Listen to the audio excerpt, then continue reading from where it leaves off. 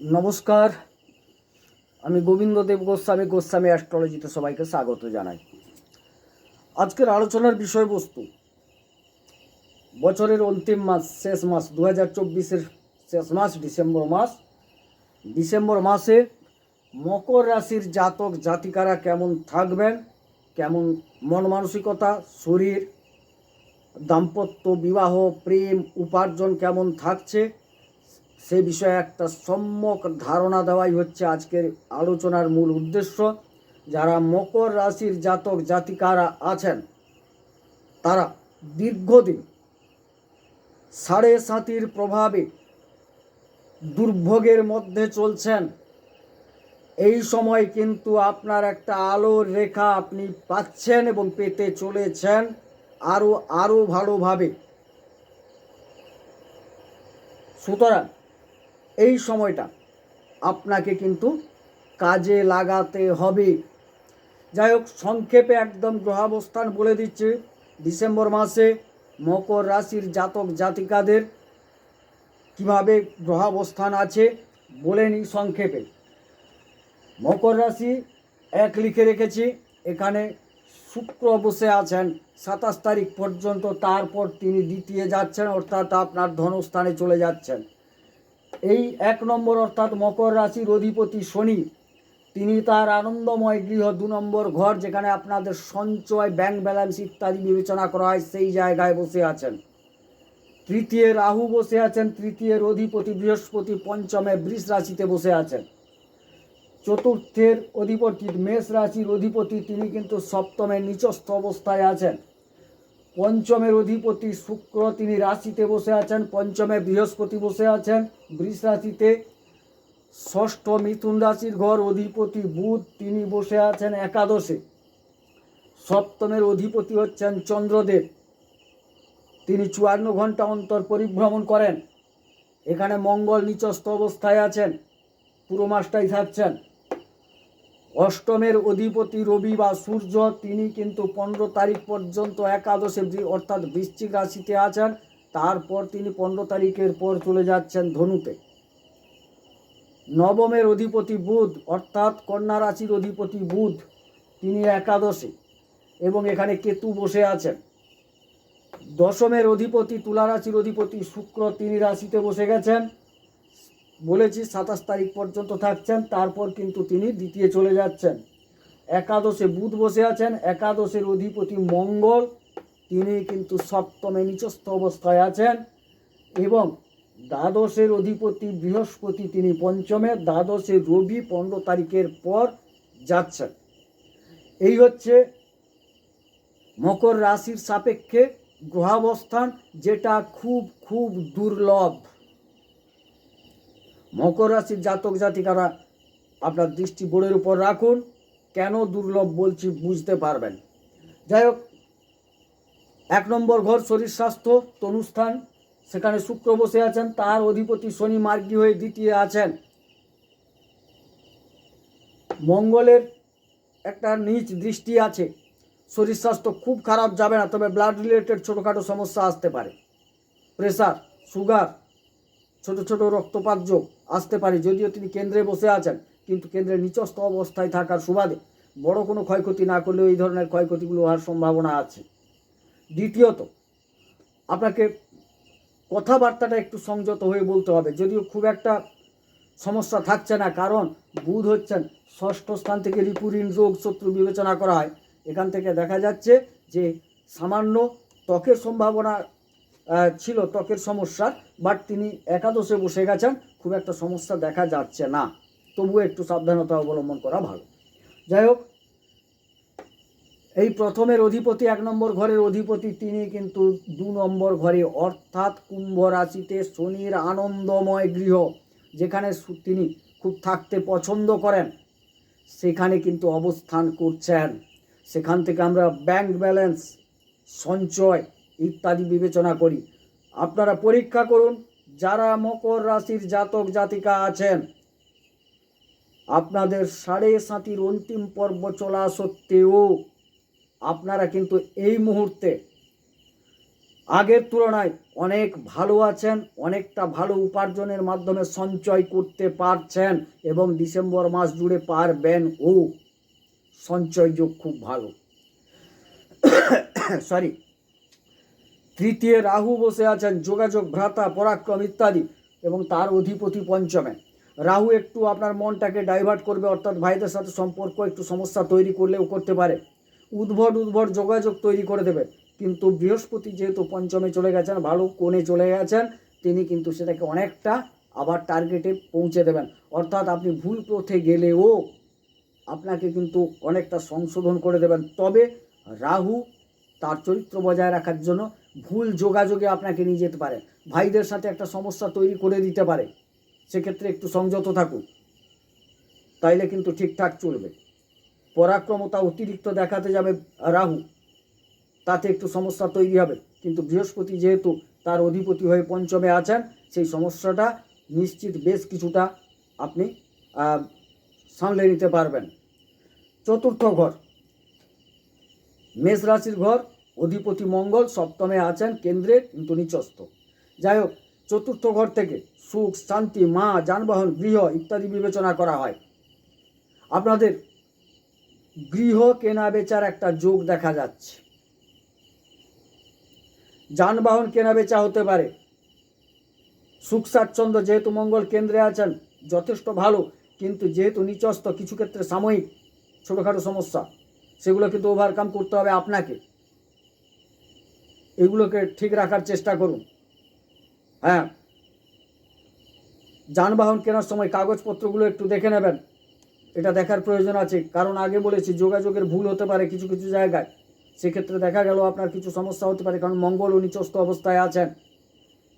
যারা ব্যবসায় বসে আছেন, ব্যবসা ক্ষেত্রে, অর্থাৎ কেনা বেচা মানে এক প্রকার ব্যবসা, সেক্ষেত্রে বলবো যে একটু সাবধান, কাগজপত্রগুলো দেখুন, যোগাযোগটা যেন ঠিক জায়গায় হোক, ভুল জায়গায় না হয়। আদারওয়াইজ ভালো দেখাচ্ছে। মায়ের শরীর কিঞ্চিত খারাপ হলেও খুব একটা খারাপ যাওয়ার সম্ভাবনা নেই, তবে একটু ট্রিটমেন্ট নেওয়ার চেষ্টা করবেন, কেয়ারে রাখুন, সব ঠিক হয়ে যাবে। পঞ্চমে বৃহস্পতি কোণ, বৃহস্পতি বসে আছেন, তার অধিপতি রাশিতে বসে আছেন। প্রেমের ক্ষেত্র অতি সুন্দর, অতি শুভ, কোনো ভাবার দরকার নেই, একদম খুব ভালো, প্রেমের ক্ষেত্রটা ভালো যাচ্ছে। মঙ্গল কিঞ্চিত ডিস্টার্ব করবে, অর্থাৎ সপ্তম থেকে মঙ্গল কিন্তু দৃষ্টি রেখেছে আপনার রাশির উপর, সে কিন্তু সামান্য কিঞ্চিত ডিস্টার্ব করবে, যদিও কেন্দ্রে আছেন, এতটা করার কথা নয়, কিঞ্চিত করলেও সেখানে কিন্তু যেহেতু ওই রাশির অধিপতি শুক্রদেব বসে আছেন রাশিতে এবং বৃহস্পতি বসে আছেন পঞ্চমে, সেখান থেকে একটা নবম দৃষ্টি আপনার ওখানে আছে, সুতরাং আপনার কোনো চিন্তা নেই। প্রেমের ক্ষেত্র অতি শুভ দেখা যাচ্ছে এবং শিক্ষাক্ষেত্রেও অতি শুভ দেখা যাচ্ছে। শিক্ষাক্ষেত্রে আপনি নতুন জায়গায় অ্যাডমিশান, যারা পরীক্ষা দিচ্ছেন বিভিন্ন রকম, যথেষ্ট সুযোগ আছে, পড়াশোনায় মনোনিবেশ থাকবে।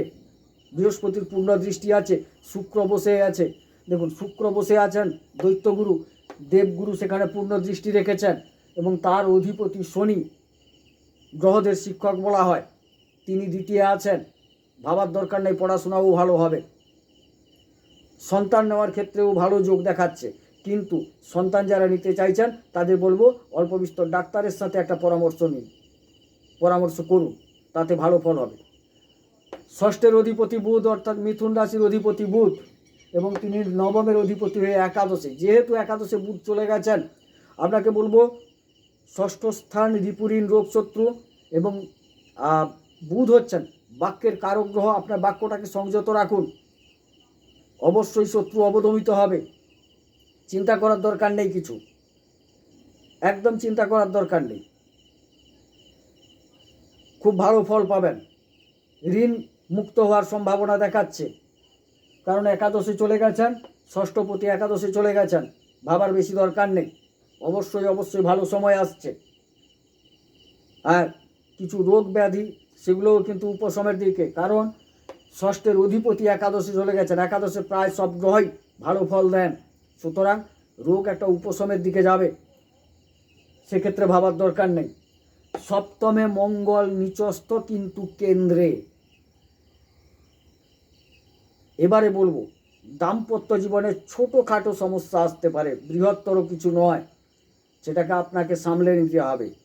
এবং ব্যবসা ক্ষেত্র, এটা ব্যবসা ক্ষেত্রে মঙ্গল নিচস্থ কিন্তু কেন্দ্রে থাকার সুবাদে সেল হবে, কিন্তু প্রফিটের পরিমাণটা দেখুন, মাল কিছু ড্যামেজ হয়ে যেতে পারে, বাট বিক্রি বাট্টা ভালো হবে, মালটা হয়তো ড্যামেজ হয়ে গেল, সেদিকে লক্ষ্য রাখতে হবে আপনাকে। কোনো কারণে লাভের পরিমাণটা কমে যেতে পারে, সেদিকে নজর রাখুন, কিন্তু বিক্রি আপনার হবে। যে যে জায়গায় ব্যবসা করছেন বিক্রি বাট্টা ভালো হবে, কিন্তু যে পরিমাণ লাভ সেটা কমতে পারে, কারণ মঙ্গলের নিচস্থ থাকার সুবাদে, আবার তিনি কেন্দ্রে থাকার সুবাদে বিক্রি বাট্টা হবে, ব্যবসা ভালো হবে, সেটাকে দেখতে হবে। অষ্টম একটা পরিবর্তন যোগ, মারক স্থান, তার অধিপতি 15 তারিখ পর্যন্ত রবি থাকছেন একাদশে। 15 তারিখ পর্যন্ত যারা সরকারি দপ্তরে কাজ করেন অবশ্যই ভালো ফল পেতে চলেছেন, অবশ্যই ভালো ফল পাবেন। এবং 15 তারিখের পর রবি যখন দ্বাদশে যাবে তখন কিন্তু সামান্য সমস্যা হতে পারে অফিস কাচারিতে, এবং এই সময়কালের মধ্যে আপনি সম্মানিত হতে পারেন কোনো সরকারি ক্ষেত্র থেকে, সেটা দেখা যাচ্ছে। উপার্জন যোগ ভালো। নবম স্থল ভাগ্যস্থল, কেতু বসে আছেন। কেতু ভাগ্যস্থলে সমস্যাটা কোথায় জানেন? তার অধিপতি একাদশে, অর্থাৎ বুধ আপনাকে উপার্জন দেবেন, তথাপি আপনার মনে হবে যতটা হওয়ার কথা ছিল ততটা হচ্ছে না, কারণ ইতিপূর্বে বলেছি মঙ্গল সপ্তমে আছে, বিক্রি ভালো হলে উপার্জনটা কম হবে, লাভটা কম হবে। কেতু একই নির্দেশ করছে, কারণ অধিপতি একাদশে গেছে, আপনার একটা প্রফিটের দিকে নিয়ে যাবে। কেতু কিন্তু একটা অসন্তোষ ভাব এনে দেবে, সেই ক্ষেত্রে বললাম একটু সচেতন থাকতে হবে। ভাগ্যের সহায়তা আপনি পাবেন কিন্তু, এবং সেখানে সহায়তা পেলেও কিঞ্চিত অসন্তোষ আপনার মধ্যে থাকবে। দশম কর্মস্থল, অধিপতি রাশিতে, মিত্রগৃহে, কর্মস্থলে যারা আছেন অবশ্যই তাদের কর্মপ্রাপ্তি যোগ আছে। যারা কর্মস্থলে আছেন প্রমোশন যোগ দেখা যাচ্ছে, আর্থিক উপার্জন বৃদ্ধি পেতে পারে, ইনসেন্টিভ বৃদ্ধি হতে পারে, যে কোনো দিক থেকে আপনার একটা উপার্জন বৃদ্ধি পাবে, এবং কর্মস্থলে একটা স্টেবিলিটি দেখা যাচ্ছে, যথেষ্ট ভালো। হ্যাঁ, কিঞ্চিত বিঘ্নিত হবে কখন? রবি যখন দ্বাদশে যাবেন কিঞ্চিত বিঘ্নিত হবে, বিশেষ কিছু নয়, কারণ কর্মের অধিপতি যেহেতু রাশিতে আছেন মিত্রগৃহে, বেশি ভাবার দরকার নেই। একাদশে বুধ, একাদশপতি সপ্তমে। দেখুন, উপার্জনের ক্ষেত্রকে কোনো গ্রহ নিজের ঘরকে খারাপ করতে চান না, সুতরাং আপনার উপার্জন যথেষ্ট ভালো হবে এবং ব্যবসার দিক থেকেও ভালো হবে, খারাপ নয়। কিঞ্চিত সামান্য, খুব অতি সামান্য বিঘ্নযোগ দেখা যায়, বাট উপার্জন ভালো হবে, এটুকু যথেষ্ট। কারণ বুধ বসে আছেন বৃহস্পতির পূর্ণ দৃষ্টি একাদশে, পঞ্চম স্থান থেকে দৃষ্টি দিচ্ছেন বৃহস্পতি একাদশ গিয়ে, সুতরাং যথেষ্ট ভালো। দ্বাদশের অধিপতি পঞ্চমে বৃহস্পতি, তিনি তৃতীয়ের অধিপতিও বটে, সুতরাং একটু ভ্রমণ যোগ, তীর্থ ভ্রমণ, কোনো দেবালয়ে যাওয়ার সম্ভাবনা, এগুলো দেখা যাচ্ছে। সেক্ষেত্রে ব্যয় হওয়ার একটু যোগ দেখা যায়, কিন্তু সেই ব্যয়টা সৎপথে হবে, সৎভাবে হবে। সুতরাং দেখা যাচ্ছে কর্কট রাশির মকর রাশির জাতক জাতিকাদের যথেষ্ট যথেষ্ট শুভ সময় চলছে, সুতরাং ওনারা 7.5 কাটিয়ে এসছেন। আপনি যদি মকর রাশির জাতক হন, আপনি কিন্তু 7.5 অন্তিম পর্যায়ে, প্রচণ্ড দুঃখ কষ্টের মধ্যে আপনার সময় অতিবাহিত হয়েছে, এখন কিন্তু ভালো মুখ দেখতে চলেছেন।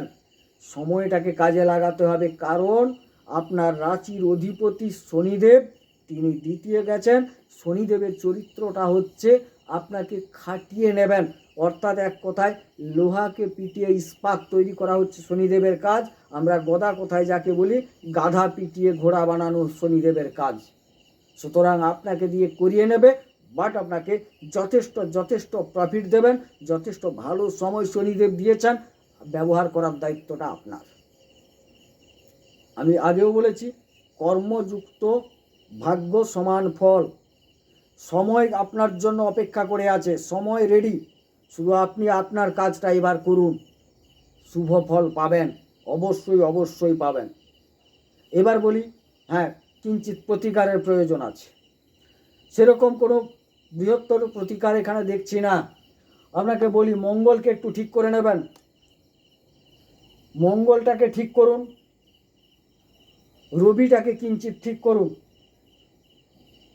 আর রাহুটাকে একটু ঠিক করুন। শনি যা আছেন যথেষ্ট ভালো পর্যায়ে আছেন, তবে হ্যাঁ 7.5 চলছে, একটু শনিরটাও করে নেবেন, তাতে কিন্তু আর কয়েকটা দিন, তো কিছুদিন মাত্র, ঠিক হয়ে যাবে। মঙ্গলের কবচ পাঠ বা শ্রবণ করুন, স্তোত্র পাঠ বা শ্রবণ করুন। সূর্যকে একটু অর্ঘ্য দেবেন, তামার পাত্রে লাল ফুল জল নিয়ে সূর্যের দিকে মুখ করবেন। নমো বিবস্বতে ব্রাহ্মণ ভাস্বতে বিষ্ণু তেজসে জগত সবিত্রে সুচয়ে সবিত্রে কর্মদায়িনে ইদমর্ঘম নমো শ্রী সূর্যায় নমো। নমো জবাকুসুম শঙ্কাশঙ্কাস্বপেয়ম মহাদ্যুতিম ধান্তারিং সর্বপাপগ্নং প্রণৌতস্মি দিবাকরম। প্রণাম করুন। বাকি পারলে শনিদেবকে একটু সন্তুষ্ট করুন, শনিদেবের কবচ বা স্তোত্র পাঠ বা শ্রবণ করুন। দক্ষিণা কালিকা কবচ পাঠ বা শ্রবণ করুন, কারণ শনিদেবের অধিমাতা দক্ষিণা কালিকা। শ্রবণ করুন, তাতে কিন্তু যথেষ্ট উপকৃত হবেন। আদারওয়াইজ দেখা যাচ্ছে যে মকর রাশির জাতক জাতিকাদের ডিসেম্বর মাস খুব খুব ভালো ফল দিতে চলেছে। হ্যাঁ, এই যে স্তোত্র বা কবচগুলো বললাম, আমারই চ্যানেলে সব কিছু পেয়ে যাবেন। গোস্বামী অ্যাস্ট্রোলজি সাবস্ক্রাইব করুন, খোঁজ করুন, দেখবেন সবই দেওয়া আছে। যদি পাঠ করতে পারেন ভালো, না পাঠ করতে পারলেও শ্রবণ করুন মনোযোগ দিয়ে, দিনে 2 বার, অবশ্যই উপকৃত হবেন। মকর রাশির জাতক জাতিকাদের বলছি, আমার এই আলোচনা যদি ভালো লাগে অবশ্যই মাসের শেষে আমাকে কমেন্ট করে জানাবেন। এটা ছিল একটা গোচর ভিত্তিক ওভারঅল আলোচনা, কোনো নির্দিষ্ট জন্মকুণ্ডলীর আলোচনা নয়।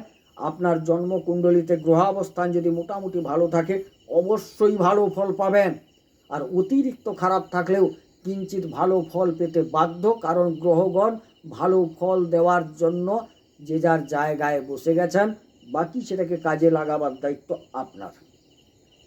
যাই হোক, সবাই সুস্থ থাকুন, সুন্দর থাকুন, ঈশ্বর সকলের মঙ্গল করুন। মঙ্গল হোক। নমস্কার।